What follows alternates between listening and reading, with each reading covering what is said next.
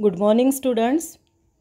In lesson number 2, Mechanical Properties of Fluids, today we will see topic Shape of Meniscus. Okay तो चलो start करते हैं। अब shape of the meniscus कैसा, अब इसको डिटेल में लेंगे। जैसे कॉनकेव मेनिस्कस आपने देखा, कॉनकेव यानी एंगल ऑफ कांटेक्ट कैसा रहता है, एक्यूट रहता है। कॉनकेव के लिए एंगल ऑफ बस ये ऐसा आप शॉर्ट नोट आप ऐसे निकालते जाओ। कॉनकेव है तो एंगल ऑफ थीटा ये जो है ये कैसा रहेगा, एक्यूट रहेगा। और कॉन्वेक्स अगर है तो थीटा कैसा रहेगा, इट इज़ ऑब्ट्यूस रहेगा।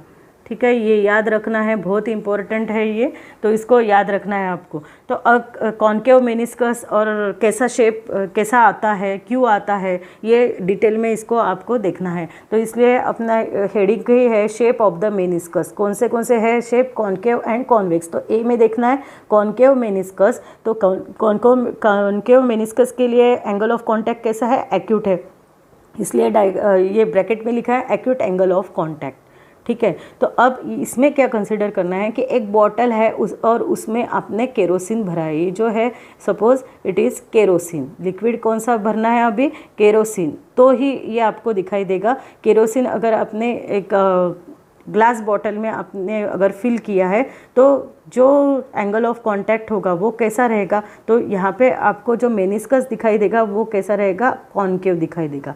और ठीक है, और एंगल ऑफ कांटेक्ट कैसा रहेगा, तो दिस इज़ द ड्रॉ करते आना चाहिए, this is point of contact between solid and free surface of the liquid and here we draw the tangent. ये टेंजेंट आपने ड्रॉ कर दिया तो एंगल ऑफ कांटेक्ट कहाँ पे है, ये थीटा एंगल ऑफ कांटेक्ट है। यही आप डायग्राम की तरफ देखिएगा कि ये सब अपना हुआ है कॉनकेव सरफेस पे। ये आपने टी जो दिखाई दे रहा है, this T is known as the tangent draw. और थीटा कहाँ पे है, this solid surface and tangent, ये है अपना थीटा। ठीक है, तो ये टेंजेंट समझ में आया कैसे ड्रॉ करते हैं, अभी अपना हुआ है this is tangent and this is angle of contact, ये हो गया टी। ठीक है, तो अब ए के ऊपर कौन से ए जो है उसके ऊपर हमने अभी बोला कि it experiences cohesive and adhesive force. ये ए मॉलिक्यूल पे कोहेजिव और एडेजिव फोर्स रहता है। तो अब कोहेजिव फोर्स कहाँ पे है, कोहेजिव फोर्स यानी सेम सब्सटेंस पे force between the molecules of same substance. Molecules यानी लिक्विड मॉलिक्यूल्स, दो लिक्विड मॉलिक्यूल है, यानी ये जो फोर्स दिखाई दे रहा है एसी जो है, ये जो एसी आपको दिखाई दे रहा है ये है आपका कोहेजिव फोर्स, क्योंकि ये दो लिक्विड मॉलिक्यूल पे है। तो यहाँ पे मैं लिखती हूँ ये जो फोर्स है it is known as cohesive force. ठीक है, और ये जो यहाँ पे ये लिक्विड मॉलिक्यूल और ये जो सॉलिड है, यहाँ पे सॉलिड का पार्ट है, तो ये जो AP है this force is known as adhesive force, adhesive force. ठीक है, तो AP जो है इट इज़ नोन एज, ये जो AP है, AP जो डायग्राम में दिखाई दे रहा है, तो ये क्या है, इट इज़ एडेजिव फोर्स। और जो AC दिखाई दे रहा है ये क्या है, आपका कोहेजिव फोर्स। ठीक है, तो ये इसको मैं अच्छे से यहाँ पे निकाल के आपको बताती हूँ कि क्या है। तो जैसे ये सॉलिड है आपका, ये आपका जो है लिक्विड है यहाँ पे। ठीक है, पहले तो ये पॉइंट ऑफ कांटेक्ट फॉर्म कर लिया उसका, ये आपने टेंजेंट ड्रॉ कर दिया। तो ये है ए अपना मॉलिक्यूल और यहाँ पे टेंजेंट, और ये है आपका एंगल ऑफ कांटेक्ट थीटा, यहाँ तक हो गया। तो अब ये सॉलिड और ये पॉइंट, अब यहाँ पे कौन सा फोर्स रहेगा, तो ये साइड में है आपका सॉलिड, तो सॉलिड और ये है लिक्विड अंदर। ठीक है, तो ये जो फोर्स रहेगा this force it is denoted by P, AP। ये फोर्स कैसा रहेगा, it is known as adhesive force, क्योंकि यहाँ पे सॉलिड है, सॉलिड और लिक्विड दो डिफरेंट है, तो दोनों में कौन सा फोर्स रहेगा, एडेजिव फोर्स। और अगर ये फोर्स आपको निकालना है कि force between the two molecules, तो कौन सा है, यहाँ पे लिक्विड मॉलिक्यूल्स एंड दो लिक्विड मॉलिक्यूल्स कंसिडर किया, उसको नाम दिया है AC। तो ये जो AC है, ये जो फोर्स है this is known as cohesive force, cohesive force. और उनका रिजल्टेंट निकालना है, उनका रिजल्टेंट कैसा है, उनका रिजल्टेंट दो वेक्टर का रिजल्टेंट है, यानी एक वेक्टर आपको मिला है AP और दूसरा वेक्टर आपको मिला है, देखो ये वेक्टर के कॉन्सेप्ट आपके क्लियर होने चाहिए। दूसरा वेक्टर है आपको AC, तो उनका जो रिजल्टेंट वो कैसा रहेगा, ये है उसका रिजल्टेंट, और it is denoted by AR। AR क्या है, resultant of this two vector. और वो AR कहाँ पे जा रहा है, ये AR इनसाइड, ये यहाँ पे तो पूरा ये साइड पूरा सॉलिड है, ठीक है, यहाँ पे सॉलिड है, तो ये जो AR है ये it is inside the solid, ठीक है। ये इनसाइड द सॉलिड होने की वजह से क्या होगा, ये जो A पॉइंट है ये कहाँ पे आपको दिखाई दे रहा है, AC जो है it is lies inside the solid दिखाई दे रहा है। AR जो है रिजल्टेंट दोनों वेक्टर का, वो कहाँ पे है, it is inside the solid. Therefore this liquid molecule, ये जो लिक्विड मॉलिक्यूल है ये क्या हो गया, creeps upward on the solid surface. तो ये क्या होगा, ऐसा थोड़ा सा सॉलिड सरफेस की तरफ जाएगा। आपको ये याद रखना चाहिए कि अगर दो वेक्टर है, अगर इसका जो वेक्टर बड़ा रहता है उसके पास में ही रिजल्टेंट उसका लाई रहता है, रिजल्टेंट ड्रॉ रहता है और रिजल्टेंट रहता है। सपोज अगर ये AP और ये है C, दो वेक्टर्स है AP और AC, जो उनका ये रिजल्टेंट है, अगर AP is greater than vector AP is greater than vector AC, then their resultant is near the big vector। जो बड़ा वेक्टर है उसके पास में वो रिजल्टेंट रहेगा। और अगर AC बड़ा रहता है, ये AC बड़ा रहता है, तो जो रिजल्टेंट रहेगा तो वो बड़े वेक्टर के पास रहता है। तो वैसे ही अब सॉलिड में एडेसिव फोर्स ज़्यादा होने की वजह से वो जो रिजल्टेंट है वो क्यों सॉलिड में जा रहा है, बिकॉज द सॉलिड, ये जो एडेसिव फोर्स है वो सबसे ग्रेटर है, यानी AP is greater then AC, so AR lies inside the solid. AR कहाँ पे लाई हो रहा है, इनसाइड द सॉलिड। तो इसलिए ये A पॉइंट जो है, यानी सब लिक्विड मॉलिक्यूल क्या करेंगे, दे क्रिप्स अपवर्ड, थोड़ा सा ऊपर सरक जाएंगे, क्रिप्स अपवर्ड, एंड इसीलिए आपको ये शेप ऑफ द लिक्विड कैसे दिखाई देगा, इट इज़ कॉनकेव। समझ में आया कैसे, तो कुछ ये लिक्विड मॉलिक्यूल ऐसे थोड़े ऊपर उठेंगे, क्रिप्स यानी सरकते हैं, Cripps upwards, so we observe the shape of the meniscus concave। इसलिए आपको shape of the meniscus कैसे दिखाई दे रहा है, concave। in this case this liquid partly wets the solid surface। अगर आपने ये केरोसिन ऑयल बॉटल में भरकर आप देखोगे कि वो बॉटल पूरी गीली होती नहीं है, तो ये केस में आप देखोगे कि लिक्विड जो है वो पार्शली क्या होगा, वेट करेगा सॉलिड को, ठीक है। ये ऐसी केस है कि जहाँ पे लिक्विड पार्शली वेट करता है सॉलिड को। तो ये पूरी समझ में आई कि थ्योरी। तो देखो यही सब डायग्राम में दिखाई देगा आपको।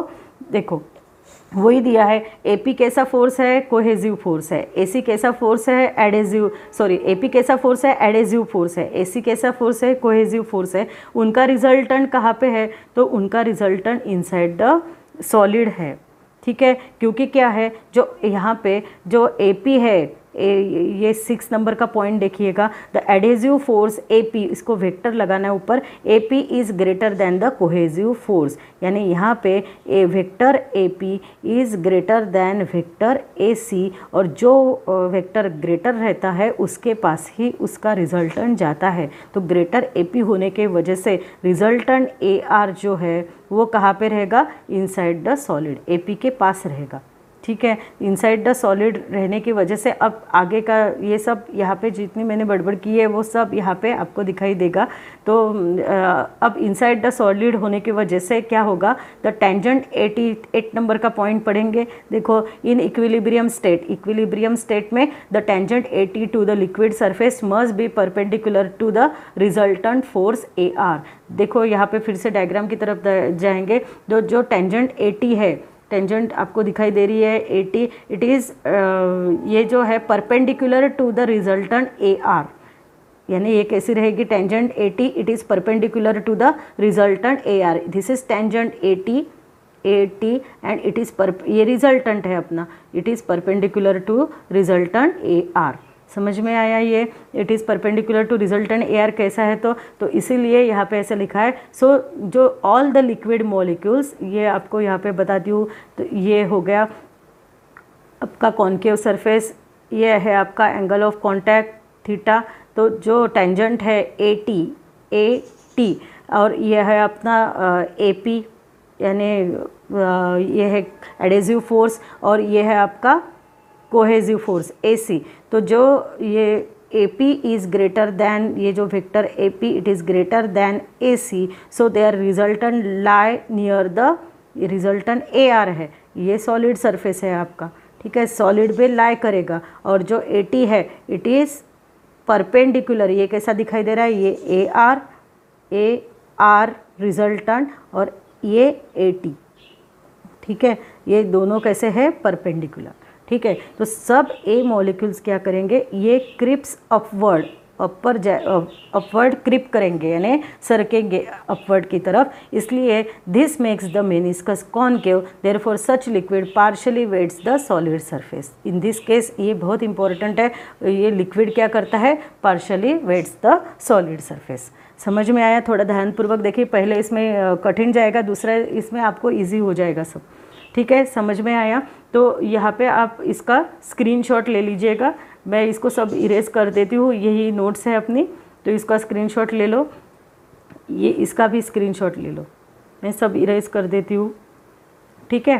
तो अब नेक्स्ट पॉइंट की तरफ जाएंगे। देखो कॉन्वेक्स मेनिस्कस, कॉन्वेक्स मेनिस्कस हमने देखा है कि एंगल ऑफ कांटेक्ट कैसा चाहिए, ऑब्ट्यूस चाहिए। तो अगेन ये डायग्राम की तरफ देखो, तो यहाँ पे मैं अपनी डायग्राम निकालती हूँ कि ये कॉन्वेक्स मेनिस्कस है, तो कॉन्वेक्स मेनिस्कस यानी ऐसा होना चाहिए, ठीक है। तो यहाँ पे फिर से ये पॉइंट ऑफ कांटेक्ट है, तो कैसा रहेगा, टेंजेंट, ये दिस इज टेंजेंट टी, तो ये है ए टी, अपना मॉलिक्यूल ए टी है। तो फोर्सेस कैसे एक्ट रहेंगे, अब ये जो आपको सर्कल दिखाई दे रहा है वो स्पीयर ऑफ इन्फ्लुएंस है, जहाँ पे वो सब एक्ट हो रहा है, ठीक है, इमेजिनरी स्पीयर। तो अब ये सॉलिड है, ओके, तो ये ए पी अगेन ये क्या है, एडहेसिव फोर्स सॉलिड और लिक्विड मॉलिक्यूल के बीच का, और दिस इज़ नोन एज, दो liquid molecule, this is known as cohesive force, ठीक है। और उनका रिजल्टेंट कैसे रहेगा, तो इन दिस केस यहाँ पे लिक्विड मॉलिक्यूल ग्रेटर होने की वजह से उनमें जो कोहेसिव फोर्स है इट इज़ ग्रेटर, तो in this case A P जो है वो स्मॉल रहेगा, vector A P is smaller than vector A C, ठीक है। ये जो angle of contact T solid और इसका ये ऑब्ट्यूस आपको दिखाई दे रहा है, तो A P is less than A C, और हमने बोला कि अगर जो वेक्टर बड़ा रहता है उसके पास ही रिजल्टेंट रहता है, तो यहाँ पे अब आपका रिजल्टेंट कैसा रहेगा, तो resultant lie near the greater vector, तो ग्रेटर वेक्टर कौन है, ए सी है, तो रिजल्टेंट कैसा रहेगा, यहाँ उसके पास रहेगा। तो इसलिए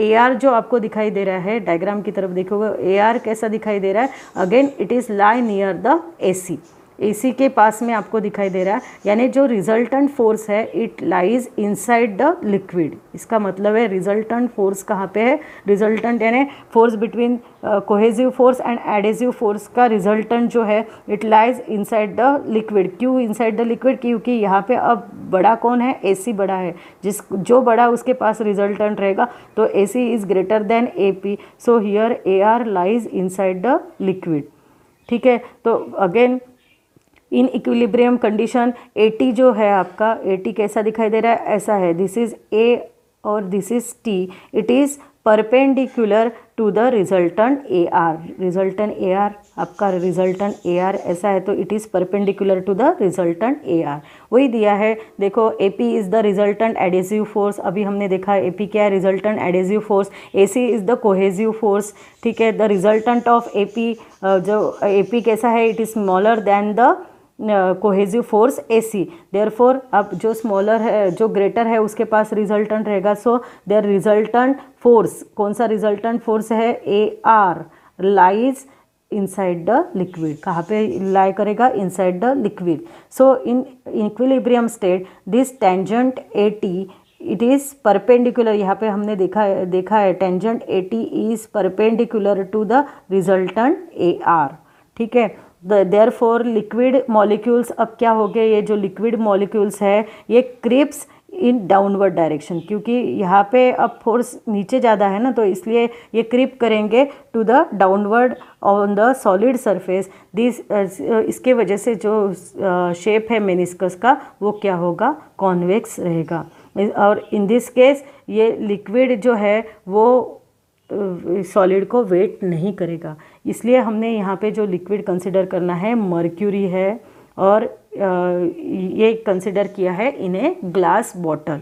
तो in this case the liquid does not wet that solid surface, ये बहुत इंपॉर्टेंट है। ये केस में कॉन्वेक्स मेनिस्कस है और लिक्विड जो है वो सॉलिड को वेट नहीं करेगा। तो ये केस किसके लिए है, यहाँ पे एग्जांपल भी दिया है मैंने, मर्क्यूरी इन ए ग्लास बॉटल। मर्क्यूरी के अंदर आपने हाथ भी डाला और बाहर निकाला तो आपका हाथ वेट नहीं होता है, ठीक है, गीला नहीं होता है। या कोई भी ऑब्जेक्ट आपने मर्क्यूरी में डिप किया तो वो ऑब्जेक्ट वेट होता नहीं है। तो इसलिए this is the case for such a liquid which does not wet the solid surface. Okay, समझ में आया होगा ये आपको। इसका भी आप स्क्रीनशॉट ले लो और आगे की तरफ जाएंगे।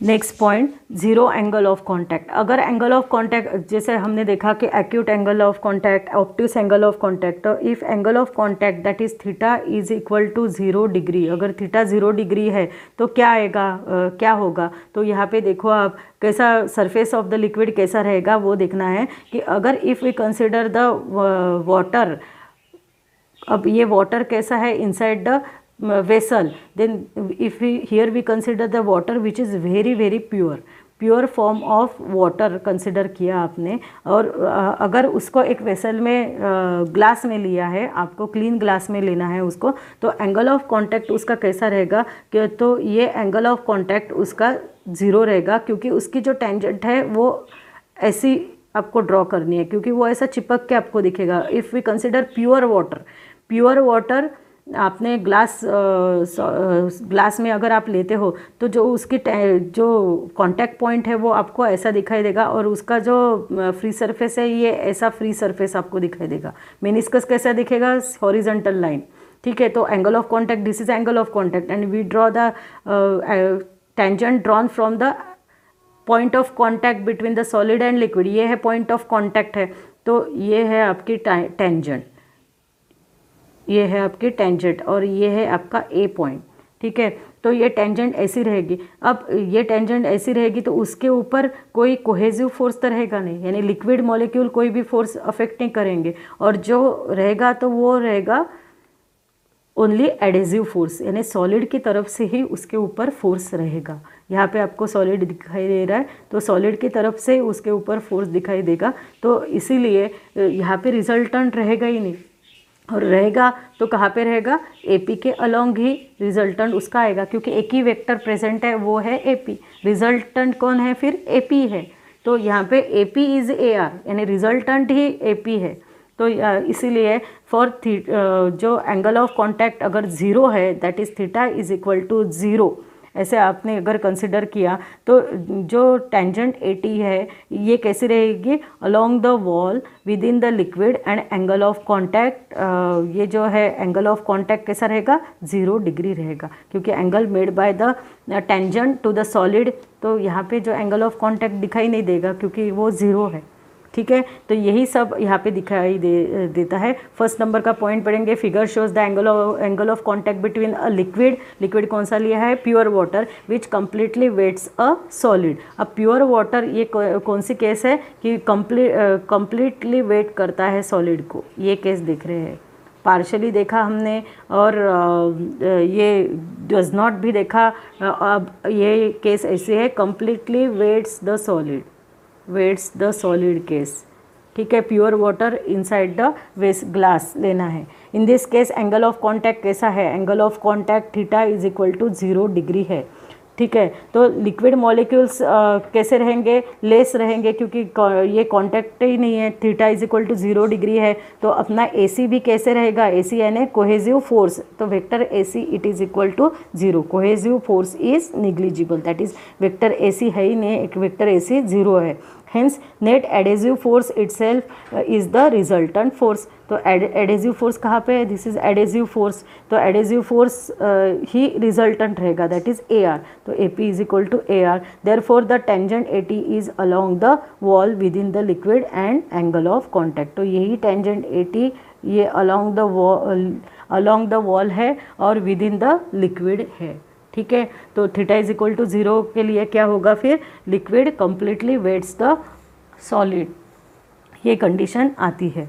ठीक है, तो ये थर्ड पॉइंट हो गया। जीरो एंगल ऑफ कांटेक्ट देखा, obtuse angle of contact, acute angle of contact, zero angle of contact देखा। अब नेक्स्ट देखना है कि if angle of contact is 90 degree, तो एंगल ऑफ कांटेक्ट अगर 90 डिग्री है तो क्या होगा, तो वो यहाँ पे आपको दिखाई दे रहा है। तो ऐसा पॉसिबल नहीं है। तो ये कौन से लिक्विड के लिए होगा, अगर पहले हमने देखा था एंगल ऑफ कांटेक्ट अगर एक्यूट है, एक्यूट के लिए कंसिडर किया था केरोसिन, लिक्विड कंसिडर किया था kerosene, theta is equal to acute है तो theta is equal to obtuse है तो हमने कंसिडर करा था mercury, mercury which does not wet the solid. और अगर अब थर्ड में देखा था theta is equal to 0 degree है तो यहाँ पे वाटर कंसिडर किया था, pure water which completely wets the solid. अब देखना है theta is equal to 90 degree which does not possible. तो here we consider an imaginary fluid, imaginary liquid consider करना है आपको।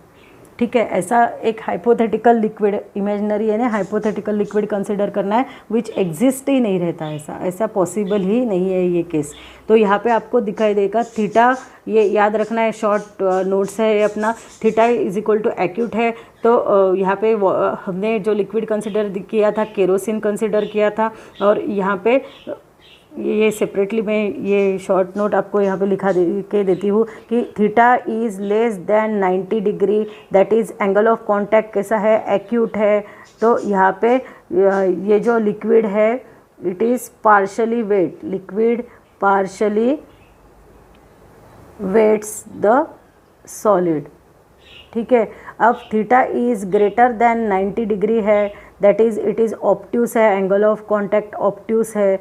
तो यहाँ पे liquid does not wets the solid, liquid does not wets the solid.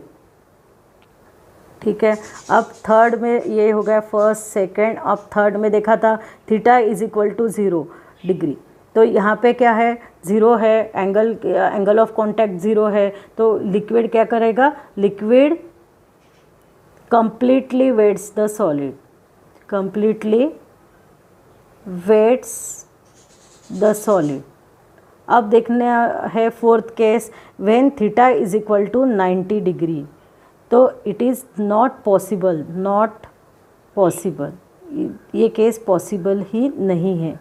तो क्यों नहीं देखेंगे अभी। तो समझ में आया ये शॉर्ट नोट, आप इसका भी स्क्रीनशॉट ले सकते हो, ये याद रखने के लिए आपको काम में आएगा।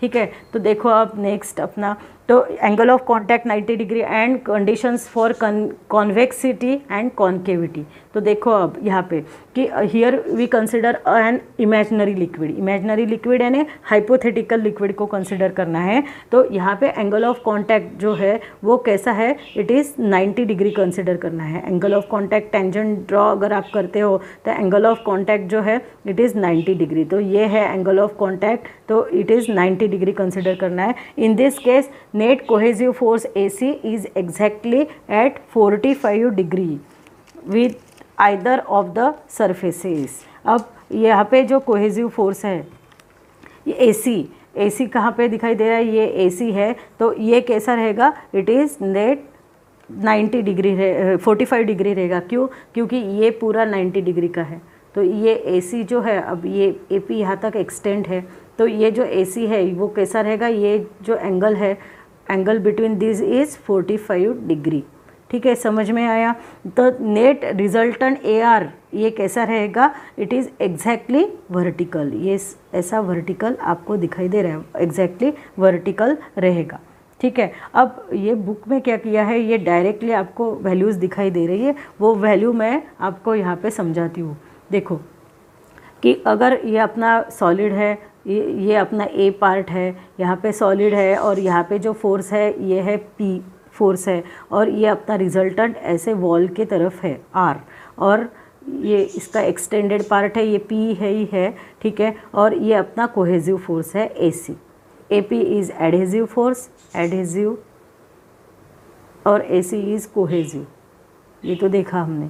ठीक है। तो अब इसको अगर आप law of parallelogram of two vectors अगर कंसिडर करते हो तो ये हमने क्या बना दिया है, पैरेललोग्राम बना दिया है। तो अपने पैरेललोग्राम के लिए रिजल्टेंट का फॉर्मूला क्या है, it is A R square. Resultant क्या है, ए आर है, तो A R square is equal to क्या रहता है, ये एक साइड है ए पी और एक साइड है उसकी ए सी, दो वेक्टर्स है ना, ए पी और ए सी।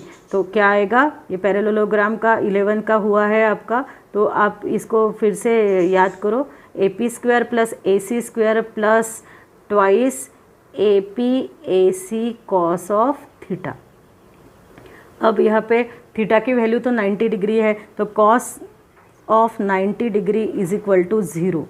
तो ये जो पूरी टर्म है ये क्या हो जाएगी, 0। तो we get A R square is equal to क्या मिलता है, सिर्फ A P square plus A C square, यही दो मिलते हैं। तो इसलिए A P square plus A C square, अब ए पी स्क्वायर और ए सी स्क्वायर ऐसे आपको मिलता है A R square is equal to, ठीक है। तो अब ये जो ट्रायंगल बना हुआ है कौन सा, इन ये ट्रायंगल कंसिडर करेंगे इन ट्रायंगल ए आर सी, ये जो नीचे का ट्रायंगल आपको दिखाई दे रहा है इसको कंसिडर करेंगे। ये कितना है एंगल, हमने अभी देखा 45 डिग्री, क्योंकि ये पूरा 90 है।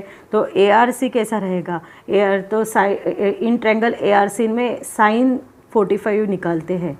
साइन 45 इज इक्वल टू क्या आएगा, opposite side it is R C upon hypotenuse यानी ए सी, ठीक है। तो अब आरसी की तरफ देखो, ये आरसी पैरेललोग्राम फॉर्म किया है, तो ये जो RC it is equal to AP. RC किसके इक्वल रहेगा, RC is equal to AP रहेगा। तो इट इज़ एपी, यहाँ पे मैं लिखती हूँ RC is equal to AP, because parallelogram है, पैरेललोग्राम के opposite sides are equal, so AP upon AC आएगा, ठीक है। तो ए पी अब साइन 45 कितना आता है, 1/√2 आता है। 1/√2 is equal to A P upon A C. So A P की वैल्यू क्या हो गई, A P is equal to, therefore A P is equal to क्या मिलता है आपको, A P is equal to A C upon √2, ठीक है। तो यही डायरेक्ट आपके बुक में दिया है। आपको अगर ये चाहिए तो आप इसका स्क्रीनशॉट ले लो, A R square is equal to, और ये पूरा ऐसा है। देखिए तो मैं इसको अच्छे से लिखती हूँ फिर से, देखो यहाँ पे ये डायग्राम में बनाती हूँ, ये ए पॉइंट है, ये पी पॉइंट है, फट से करते हैं अभी, ये आर पॉइंट है, ठीक है। ये ए सी है आपका और ये ए पी है। अब ये पैरेललोग्राम उसको फॉर्म करते हैं, ये हो गया आपका पैरेललोग्राम तैयार, ठीक है। ये एंगल है 45 डिग्री, हमने देखा है, ओके। ये आपको लिख लेना है सब, ए आर ऐसा हो गया है, ठीक है। अब ये साइड पैरेललोग्राम के अपोजिट साइड्स आर इक्वल, तो यहाँ पे मैं लिखती हूँ कॉस, कॉस थीटा यानी थीटा की वैल्यू कितनी है, it is equal to cos 90, it is equal to 0 रहता है, ठीक है।